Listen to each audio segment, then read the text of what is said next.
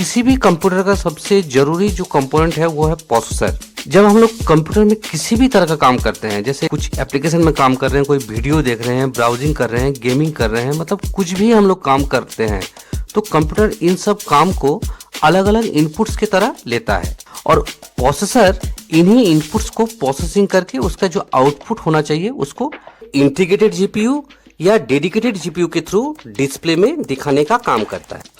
अब कोई भी प्रोसेसर किसी काम को कितनी तेजी से पूरा करेगा ये प्रोसेसर के अलग अलग पैरामीटर्स पे डिपेंड करता है, मतलब प्रोसेसर का अलग अलग क्वालिटी पर डिपेंड करता है। जैसे अभी मार्केट में प्रोसेसर मैन्युफैक्चरिंग ब्रांड अगर आप देखेंगे तो मार्केट में अभी जो दो लीडिंग ब्रांड है वो है इंटेल और AMD।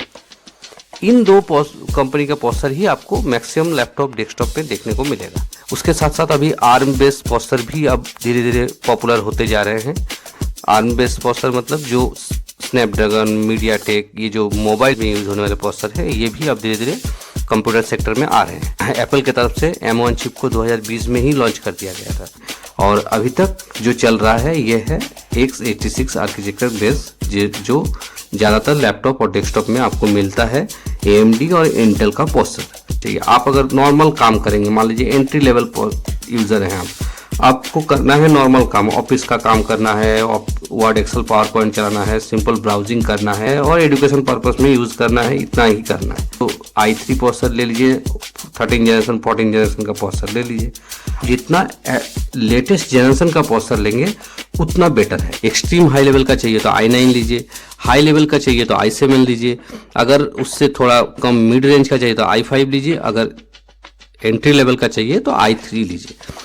लेकिन जनरेशन हमेशा जितना हो सके अपर जनरेशन का प्रोसेसर लीजिए। 14 जनरेशन अभी सबसे लेटेस्ट है, उसके बाद कोर अल्ट्रा सीरीज शुरू हो जाता है इंटेल में, और AMD में Ryzen 3, Ryzen 5, Ryzen 7 इस तरह करके आगे बढ़ रहा है। उसके बाद प्रोसेसर भी लॉन्च किया है AMD ने।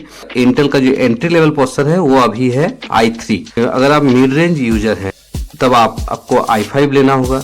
i5 में भी U या H सीरीज का प्रोसेसर लेना होगा। जैसे U सीरीज का प्रोसेसर नॉर्मल ऐसे बेसिक काम के लिए बना हुआ होता है। तो U सीरीज का जो प्रोसेसर होता है वो पावर एफिशिएंट होता है, मतलब ज़्यादा बैटरी बैकअप होगा, ज़्यादा पावर वो कंज्यूम नहीं करेगा और एक डिसेंट परफॉर्मेंस देगा। उसके ऊपर H सीरीज का प्रोसेसर है वो पावर कंज्यूम करेगा, उसका TDP हाई होगा और उसके साथ साथ वो परफॉर्मेंस भी हाई देगा, मतलब उसका जो कोर है वो ज़्यादा रहेगा और उसका परफॉर्मेंस भी हाई रहेगा। उसके बाद अगर आप हायर लेवल का मतलब यूज़र हैं, गेमिंग या मल्टीटास्किंग करना है या बहुत ज़्यादा मतलब हेवी रेंडरिंग करना है तो उसके लिए आप i7 या i9 का प्रोसेसर लेना होगा।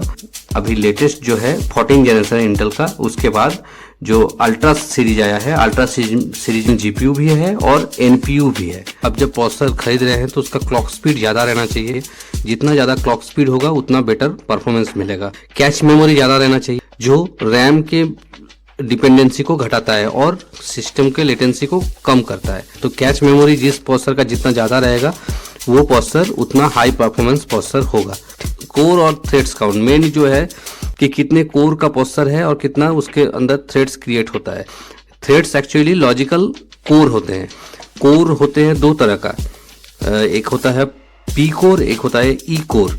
अब प्रोसेसर के अंदर P कोर जितना ज़्यादा रहेगा उसका परफॉर्मेंस उतना हाई रहेगा और E कोर जितना ज़्यादा रहेगा उसका एफिशिएंसी उतना हाई रहेगा, मतलब पावर कंजम्पशन कम रहेगा। उस हिसाब से थ्रेड्स भी क्रिएट होते हैं जो बैकग्राउंड में चल रहे जो अलग अलग एप्लीकेशन है उसको संभालने का काम करता है, जिससे जो मेन कोर है वो फ्री रहता है अलग अलग काम करने के लिए। उसके बाद जो नेक्स्ट पैरामीटर है कैच मेमोरी, मैंने बता दिया। कैच मेमोरी बहुत फास्ट मेमोरी होती है, प्रोसेसर के अंदर इनबिल्ट रहती है, जिससे रैम पर डिपेंडेंसी घटती है और लेटेंसी कम होती है। उसके बाद रैम सपोर्ट जो है वो मतलब DDR5 रैम सपोर्ट है या DDR4 रैम सपोर्ट है, ये देखना जरूरी है। DDR5 का जो बैंडविड्थ है वो ज़्यादा है, इसलिए DDR5 रैम सपोर्ट वाला प्रोसेसर लेना चाहिए। उसके साथ में इंटीग्रेटेड GPU, अगर आप डेडिकेटेड GPU नहीं लगा रहे हैं, ग्राफिक्स कार्ड नहीं लगा रहे हैं, आपको थोड़ी बहुत ग्राफिक्स का काम लगता है तो आपका इंटीग्रेटेड GPU भी होना चाहिए। ये सब अगर आप पैरामीटर्स देख लेते हैं तो प्रोसेसर के बारे में आपको एक ओवरऑल आइडिया हो जाता है कि प्रोसेसर कैसा परफॉर्मेंस करने वाला है।